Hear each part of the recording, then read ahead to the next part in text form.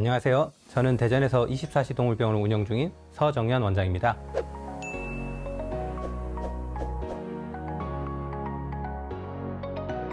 반려견과의 산책을 즐기시는 보호자분들이 눈에 많이 띄는 요즘인데요. 곧 본격적인 무더위가 시작되기 전에 실컷 산책을 즐겨야 할 텐데 이 소중한 산책 시간을 방해하는 존재가 있죠. 맞습니다. 관절 질환. 특히 무릎에 발생하는 관절 질환은 사람이나 반려견이나 고통스럽긴 마찬가지입니다. 지난 첫 번째 강의에서는 반려견에게 너무나도 흔한 무릎 질환인 슬개골 탈구에 관해 알아봤는데요. 오늘은 슬개골처럼 무릎에서 발생할 수 있는 다른 질환 중 하나인 전방 십자인대 파열에 대해 알아보겠습니다. 슬개골 탈구만큼이나 빈번하게 발생하는 것이 전방 십자인대 파열인데요. 우선 십자인대란 무엇인지부터 살펴보겠습니다. 십자인대는 반려견의 무릎 관절 안에 있는 전방 십자와 후방 십자인대 이 두 개의 인대를 말합니다. 이 중에서 특히 전방 십자인대의 역할이 중요한데요. 정강이 뼈가 앞으로 밀려나가지 않도록 잡아주는 닷줄의 역할을 하는 인대입니다. 그렇다면 반려견의 십자인대는 왜 쉽게 파열되는 걸까요? 반려견들의 무릎 관절면은 사람보다 훨씬 가파른 25도에서 30도 정도의 경사를 가지고 있습니다. 그래서 반려견의 전방 십자인대는 보행을 할 때 항상 체중의 부하를 견뎌야 하는 불리한 여건을 가지고 있죠. 따라서 체중이 많이 나간 대형견은 더더욱 체중에 의한 물리적 손상이 쉽게 발생할 수밖에 없겠죠. 반면 우리나라에서 주로 키우는 소형견의 십자인대 파열은 발생 원인이 조금 다릅니다. 지난 강의에서 강조했듯 소형견에게 많이 발생하는 슬개골 탈구는 관절을 손상시켜 퇴행성 관절염을 유발하는 질환인데요. 무릎 관절이 퇴행성 변화, 즉 화학적 손상에 의해 빠른 노화를 겪게 되면 십자인대도 삭은 동아줄처럼 약해지게 됩니다. 슬개골이 탈구되어 정강이가 안쪽으로 돌아가게 되면 십자인대는 물리적으로 더 심하게 당겨지게 됩니다. 이러한 상태로 약해져서 부분 파열되어 있던 십자인대가 반려견이 살이 쪄 체중의 부담이 늘어난다거나 소파와 같은 높은 곳에서 뛰어내리거나 산책 중 흥분해서 너무 심하게 뛴다든가 하면 십자인대가 평소보다 강한 충격을 받으면서 완전한 파열이 진행되는 것입니다. 결국 슬개골 탈구 때문에 나빠진 십자인대가 파열로까지 번지는 이 진행 구조 때문에 최근엔 반려견의 비만 관리 및 슬개골 탈구의 조기 치료를 중요시하게 되었죠. 십자인대가 완전히 파열되면 대개는 다리를 전혀 땅에 딛지 못하게 됩니다. 대형견은 운동을 하는 도중 무리한 충격이 십자인대에 가해져 외상성 손상으로 파열되어 갑작스러운 뒷다리 파형을 보이는 경우가 많은데요. 소형견의 경우는 이와 조금 다릅니다. 요즘에는 병원에서 슬개골 탈구는 다 진단해주기 때문에 보호자들이 알고 계시는 경우가 많습니다.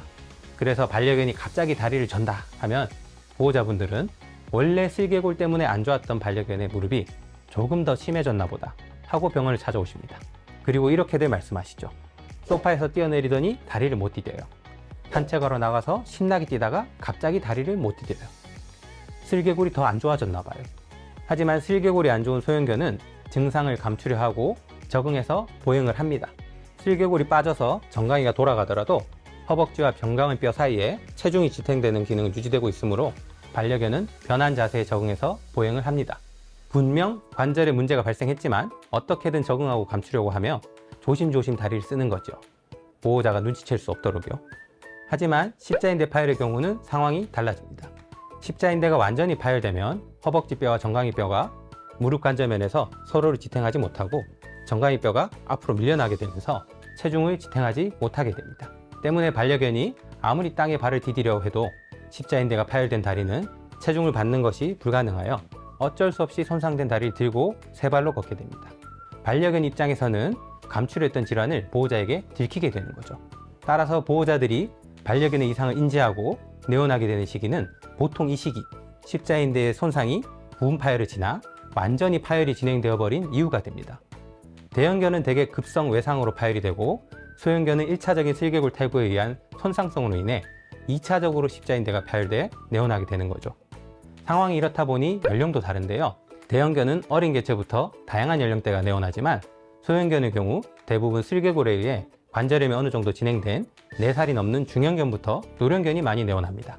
숙련된 수의사라면 이렇게 혼동되기 쉬운 두 가지 무릎 질환을 잘 구분해야겠죠.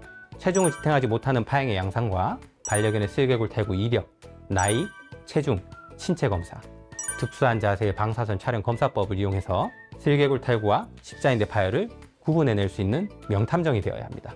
십자인대 파열로 진단받는 반려견 꼭 수술을 해야 하나요? 보호자분들이 가장 궁금해하시는 부분입니다. 사실 사람의 경우에는 십자인대가 파열되어도 수술 없이 일상생활이 가능합니다. 사람의 무릎관절면은 각도가 지면과 수평에 가깝기 때문에 십자인대가 끊어지더라도 정상적으로 허벅지뼈와 정강이뼈가 체중 전달을 하며 보행이 가능합니다. 그래서 수술 없이 재활만으로도 일상생활을 충분히 할 수 있을 만큼 회복할 수 있습니다. 운동선수라면 아마 수술이 필요하겠지만요. 하지만 반려견들은 앞서 설명해드린 바와 같이 무릎관절면의 각도가 30도 정도로 심한 경사면을 형성하고 있으므로 수술적 교정을 통해서 십자인대 역할을 보상해주지 않으면 허벅지뼈와 정강이뼈가 서로 어긋나 체중이 지탱되지 않아 보행이 불가능합니다. 이것은 십자인대 파열에 의한 현상을 도식화한 그림입니다. 십자인대라는 줄이 끊어지면 허벅지뼈라는 수레는 경사면을 따라 굴러 내려가게 되겠죠. 따라서 반려견의 보행 기능을 회복하기 위해서는 수술이 꼭 필요합니다. 그렇다면 반려견의 십자인대 수술 방법은 어떤 것들이 있을까요? 사람의 수술 방법과 비슷할까요? 아니요, 매우 다릅니다. 사람은 십자인대가 파열되어 수술이 필요한 경우 허벅지 근육의 건을 일부 이식한다든가 해서 십자인대를 재건해 줍니다. 하지만 반려견의 경우 십자인대가 너무 작아 이렇게 재건하긴 너무 어렵고 그러한 수술 방식을 비슷하게 적용하더라도 가파른 관절 경사면 때문에 재건이 실패할 가능성이 따릅니다. 현대 수의학의 바탕이 된 서양에서는 대형견을 많이 키워왔기 때문에 이미 수십 년 전부터 십자인대 파열에 대한 다양한 치료 방법이 개발되었습니다.